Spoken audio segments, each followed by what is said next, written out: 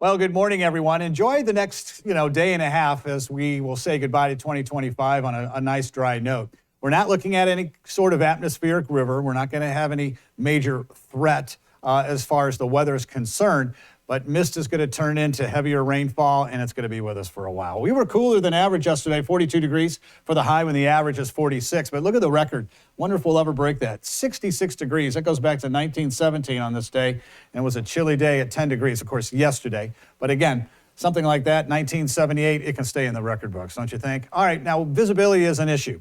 As you look at some of the problems that we have here, with humidity high like it was yesterday at 100%, obviously you're going to have this occur. 1.5 mile visibility in Eugene. Roseburg, 1.5 as well. So again, some of the usual spots, but it's nice to see Central Coastline. You're up into 9 and 10 mile visibility.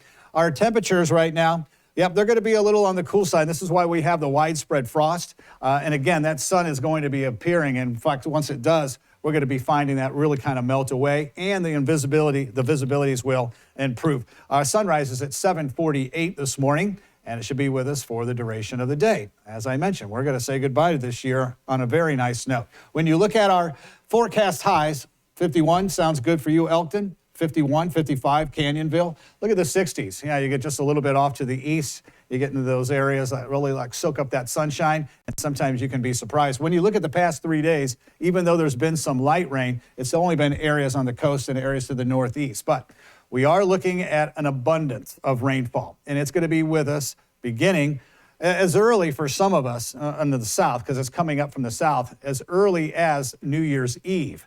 But starting on New Year's Day, it's going to be with us for possibly a week. Now, here's the cloud line. Yesterday at this hour, it was up toward Lincoln County, kind of just sliding southward. But it's going to get, a little bit better as it slides south of the area, because you see the rainfall up in British Columbia. This is the clearing that's going to take place, but it's going to be short-lived. It comes back, that cloud cover, and bringing with it that rainfall. That will intensify, and there will be those higher terrain and those mountain snows that I think what we're going to find as we get more closer to the weekend, the temperatures are going to drop, and we'll see that snow level drop from around 8,500 feet down to 6 or 7. The next 3 days, it's not a lot of rainfall. Again, kind of providing a little mist over the region.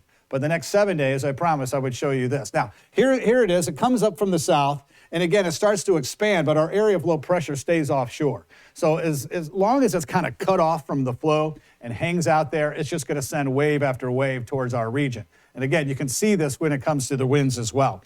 For the most part, the winds will be kicking in, and we'll feel that as well. All right, here you go, everyone. Here's the next 7 days. And again, we'll run through these. The Willamette Valley, there's your rainfall.